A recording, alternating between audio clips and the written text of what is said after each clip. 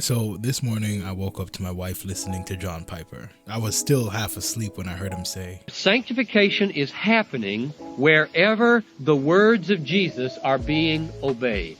Now, listen, I don't know if it was because I just woke up in the morning, so I had a fresh mind, but something about the word whenever made sanctification feel a lot less complicated. Because sanctification can sound like this massive church process happening somewhere above ordinary life, but maybe it looks more like the small yes to God when, sin offers us an easier answer. And it's nothing impressive, most of it is unseen, but underneath, inside, I'm being changed.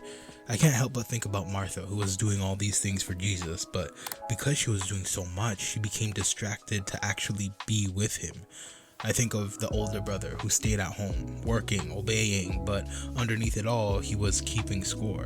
Their actions looked faithful, but one had become anxious and the other had become resentful. And I realized that I do that, I can fill my day with things to do for God because activity makes me feel spiritual, while avoiding the stillness which is needed is where he can actually deal with me, and sanctification isn't proving to Jesus how clean I can become.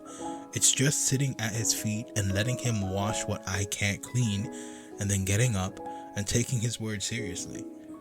Don't get it twisted, the work matters, obedience matters, but the work was never currency. It was a process, and it's just one of the many ways that grace teaches us to trust God. So maybe sanctification is quieter than we made it. Maybe it's just a lifetime of small yeses to Jesus until obedience is no longer something we use to earn love, but it's the way that, we learn to live inside it. So if you've fallen, get back up, keep your eyes and your mind focused on Christ, and capture every thought, all right? Love you.